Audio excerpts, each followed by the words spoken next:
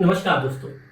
America के राष्ट्रपति Trump को बहुत जोर का झटका मिला है अमेरिका के ही कोर्ट से, अमेरिका के कोर्ट ऑफ अपील से। क्या झटका लगा है?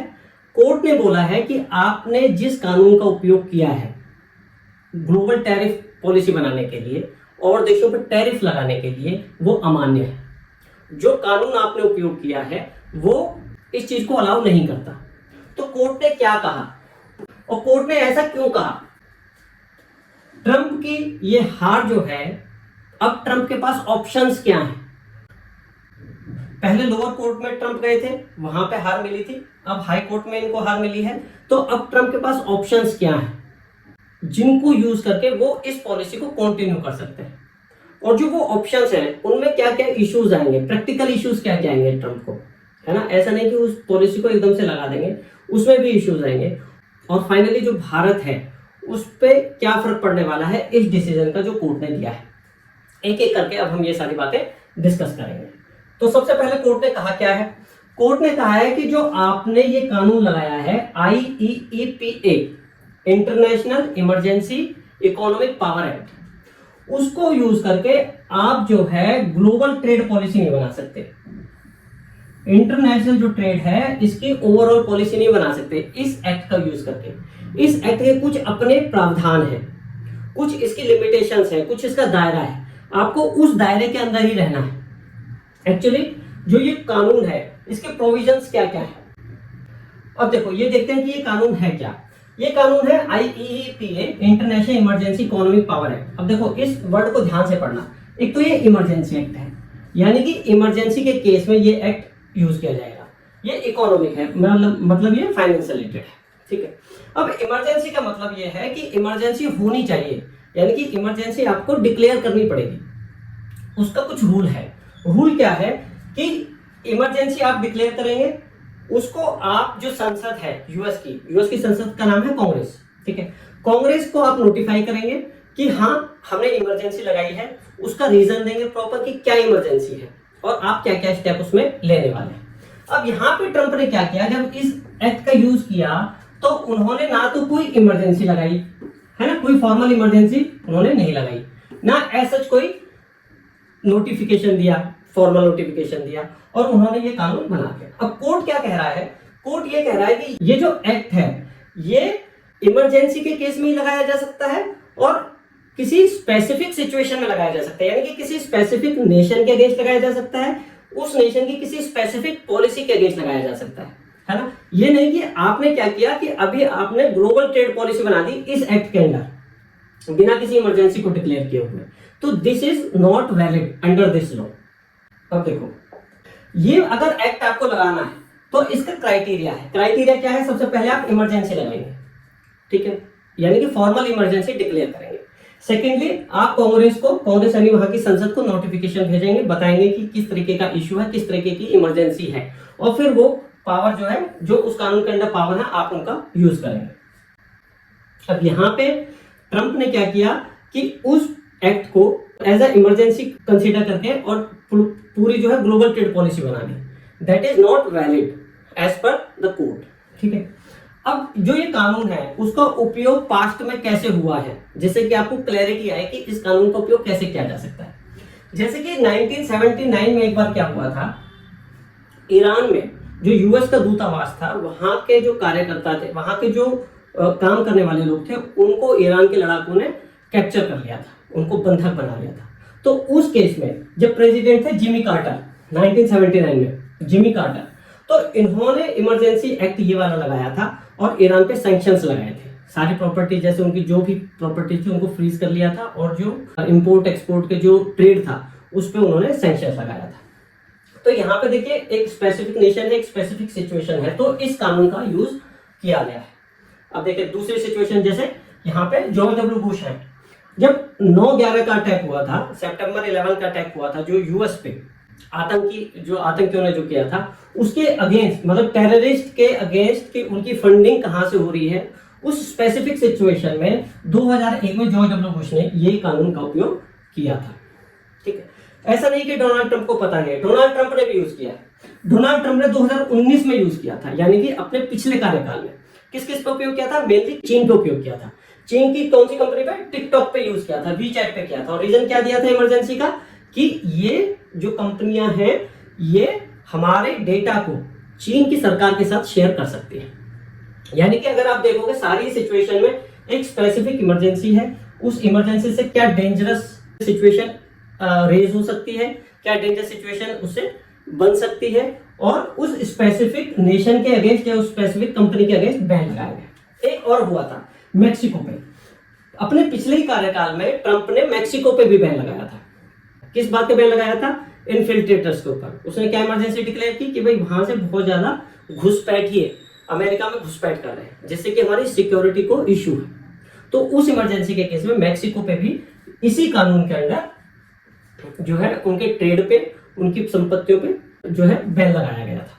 किसने लगाया था? ट्रंप ने ही लगाया था। लेकिन यहां पे इन सारी चीजों को ट्रंप ने बाईपास कर दिया।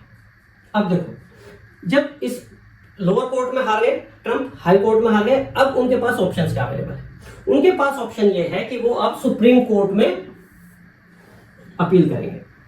सुप्रीम कोर्ट में अब क्या क्या सिचुएशन हो सकती है? देखिए, एक बात तो ये है क्योंकि लोअर कोर्ट में वो हार गए, हाई कोर्ट में वो हार गए, तो सुप्रीम कोर्ट ये कह दे कि भाई उनकी अपील ही सुनने से मना कर दे, क्योंकि 2 कोर्ट में वो हार चुके हैं। लेकिन जो हाई कोर्ट है, जो अभी डिसीजन आया है, उसमें जो फैसला हुआ है ना, वो 7-4 से हुआ है। यानी कि टोटल 11 जज थे, 7 ने बोला कि ये इनवैलिड है डिसीजन, और 4 ने बोला कि ये वैलिड है। यानी कि यहाँ पे कंफ्लिक्ट है, सारे जज है वो एक सहमत नहीं हो पाए, तो यहाँ पे सुप्रीम कोर्ट केस सुन सकता है। हालांकि जीतने के चांसेस बहुत कम है। अच्छा, अब अगर सुप्रीम कोर्ट में वो केस हार गए तो क्या होगा?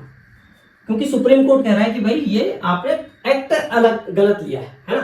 तो अब सिचुएशन क्या हो सकता है? सिचुएशन ये हो सकती है कि ट्रंप नए सिरे से शुरू करें और क्या बोले कि रूस और यूक्रेन का वॉर जो है वो हमारे लिए क्राइसिस है, ये एक इमरजेंसी सिचुएशन है। भारत रूस से तेल खरीद रहा है लगातार, जैसे कि रूस जो है युद्ध जीत सकता है, हमारे लिए क्रिटिकल सिचुएशन क्रिएट हो सकती है, और इसमें भारत का बहुत बड़ा रोल हो सकता है। तो वो भारत को गिल्टी शो करके भारत पे ट्रेड बैन लगाने के लिए वो एक नई इमरजेंसी सिचुएशन क्रिएट करके इस कानून का उपयोग कर सकता है। लेकिन उसमें कॉम्प्लिकेशंस है। उसमें कॉम्प्लिकेशंस क्या है? उसमें कॉम्प्लिकेशंस ये है कि जब वो ऐसा करेंगे ट्रंप, तो जो वहां की बिजनेस क्लास है उनके भारत से जो है ट्रेड चल रहा है, वो और भारत के जो बिजनेसमैन हैं वो आपस में कोलैबोरेट करे हुए हैं। यानी कि जब वो ट्रेड पे बैन लगाएंगे तो भारत भी उनकी कंपनियों पे बैन लगाएगा। तो और दूसरी बात, यहाँ की जो चीजें हैं वो टैरिफ लगने के बाद बहुत महंगी हो गई हैं, ठीक है। तो वहां का जो बिजनेसमैन है, जो उनकी जो सप्लाई चेन में जो प्रॉब्लम आई है भारत का माल रुकने से, वो लोग भी कोर्ट जाएंगे। जब वो लोग कोर्ट जाएंगे तो सेम सिचुएशन फिर से अराइज होगी, और ये जो डिसीजन होगा ट्रंप का, इसको टिकने में बहुत मुश्किल होने वाली है। दूसरा, पॉलिटिकल इश्यूज भी आएंगे। पॉलिटिकल इश्यूज क्या आएंगे? देखिए, कोर्ट ने बोला है कि ये जो ओवरऑल ट्रेड पॉलिसी है ये आप इस कानून के अंडर नहीं लगा सकते। इतनी बड़ी पॉलिसी के लिए आपको संसद से क्लियरेंस चाहिए। संसद मतलब जैसे हमारी लोकसभा, राज्यसभा, यानी कि अपोजिशन पार्टी सारे मिलके जो पार्लियामेंट बनाते हैं, तो वहां से आपको कानून पास कराना पड़ेगा। कोर्ट का कहना ये है।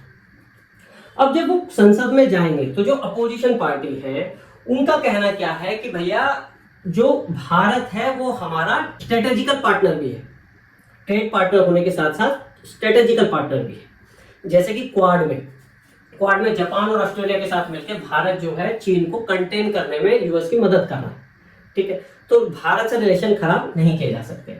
दूसरी बात, इस कानून की एक प्रॉब्लम ये आएगी, अगर भारत पे इतनी बड़ी क्वांटिटी में टैरिफ लगाए जाते हैं, अगर भारत नाराज हो जाता है तो एक पॉसिबिलिटी ये है कि वो रूस के और चीन के पास चला जाए, यूएस को छोड़कर। यानी कि यूएस की जो इंटरनेशनल पॉलिसी है, जो उनका स्ट्रेटेजिक पॉलिसी है, वो बहुत ज्यादा डिस्टर्ब हो जाएगी इस डिसीजन से। तो जो ट्रंप हैं उनके लिए बहुत आसान नहीं है इस केस को पहली बात तो जीतना, उसे संसद में पास कराना। तो अब ट्रंप के पास और क्या उनके पास ऑप्शंस बचे? देखिए, एक कानून और होता है, एक कानून होता है ट्रेड एक्ट। 1974 में ये था ट्रेड एक्ट। इसके अंडर जो है इस तरीके की पॉलिसी बनाई जा सकती है। लेकिन वो ये वाला जो एक्ट है ये भी स्पेसिफिक नेशन के लिए, स्पेसिफिक कंडीशन के लिए। कुल मिला के जो ट्रम्प हैं उनको ओवरऑल रूल को, जो ये पॉलिसी है इसको ओवरऑल चेंज करने के लिए संसद में जाके नया बिल बनवाना पड़ेगा, सबकी सहमति से कानून पास करवाना पड़ेगा। अब लेकिन जो ये अगर ये वाला जो कानून है इसको अभी इंप्लीमेंट क्यों नहीं किया? इंप्लीमेंट इसीलिए नहीं किया गया, इस कानून को, ये कानून भी बहुत स्पेसिफिक है, IEEPA भी स्पेसिफिक है, लेकिन वहां पे इमरजेंसी का फायदा उठा के ट्रंप ने ये वाला कानून बना दिया। अच्छा, अब इसका भारत पे क्या फर्क होने वाला है? देखिए, जो अब हाई कोर्ट का जो डिसीजन आया है, ऐसा नहीं है कि जब वहां पे ट्रंप हार गए तो ये जो है एकदम से टर्न बैक हो जाएंगे, जो कानून है ये हट जाएगा, नहीं, ये कानून रहेगा। अभी मिड अक्टूबर में ट्रंप के पास ऑप्शन है कि वो फिर से सुप्रीम कोर्ट में अप्लाई करें, वहां पे अपील करें और वहां पे क्या डिसीजन आएगा। मिड अक्टूबर तक ये जो टैरिफ का जो कानून है, जो टैरिफ लगाए गए हैं, ये एप्लीकेबल रहेंगे। अगर वहां पे भी ट्रंप हार जाते हैं तो सिचुएशन पहले जैसी हो जाएगी, जो पहले का जो कॉम्पिटिटिव टैरिफ था वो एप्लीकेबल हो जाएगा। जब तक कि सुप्रीम कोर्ट का डिसीजन नहीं आता तब तक कि ये रूल चलते रहेंगे। भारत कोशिश करता रहेगा कि हमें अल्टरनेटिव मार्केट मिल जाए। भारत को तो लॉस है ही, वहां की पब्लिक को भी लॉस है, क्योंकि वहां की जो कॉस्ट है प्रोडक्ट्स की, जो भारत से एक्सपोर्ट होते हैं उनकी कॉस्ट बहुत ज़्यादा बढ़ गई है। तो वहां भी इशू है, यहाँ भी इशू है। भारत अल्टरनेटिव मार्केट ढूंढने की कोशिश कर रहा है और होपफुली मिल ही जाएगी। तो ये सारा इस कानून के बारे में था कि ट्रंप को क्या झटका लगा है, ट्रंप को क्या लॉसेस हुए हैं, ट्रंप के पास क्या ऑप्शंस हुए हैं, है ना। होपफुली आपको एक एक चीज क्लियर हुई होगी, आपको वीडियो पसंद आई होगी। वीडियो प्लीज लाइक करना, इस वीडियो को शेयर करना, हमारे चैनल को सब्सक्राइब करना, और अगर आपकी कोई क्वेरी है तो प्लीज कमेंट बॉक्स में डाल के हमें बताना। धन्यवाद।